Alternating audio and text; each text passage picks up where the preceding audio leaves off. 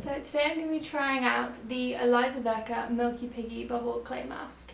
So this is the carbonated mask, and instead of an ordinary clay mask we just put it on and leave it. You only put this on for about 3 to 5 minutes and it's supposed to bubble right up.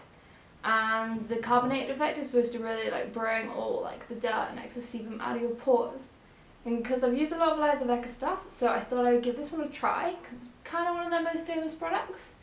And it seems quite exciting to use something a bit different. I'm slightly concerned it might be a little bit drying, just because of the bubbling effect and what they put in to make it bubble. But I will give this a try. So inside it comes with a little spatula, but to be honest, I'm probably not going to use it because it's a tiny spatula and will take forever.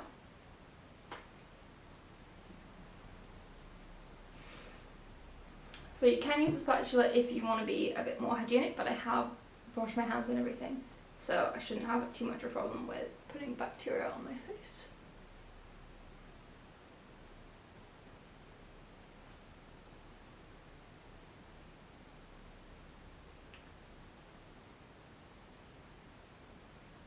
So you just apply a good layer all over your face. I'm gonna leave a little bit of a gap around my eye areas, just because I imagine if it foams up it's gonna get bigger.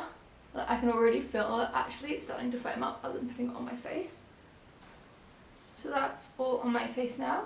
So I'm going to leave this for 3 to 5 minutes and see how much it bubbles up. So this has been 4 minutes now I've left it on and I can still hear it bubbling up actually. It's quite strange. It sounds a bit like popping candy.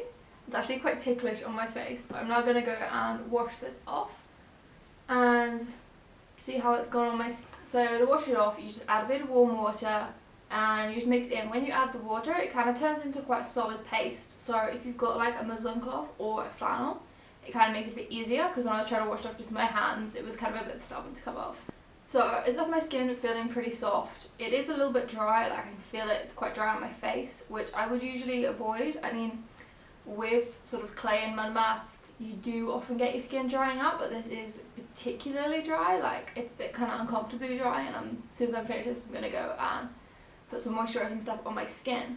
So I quite liked the novelty factor of it, it's a bit different, but considering it's one of Elizavecca's most famous products, I was a bit disappointed because it just really is so dry.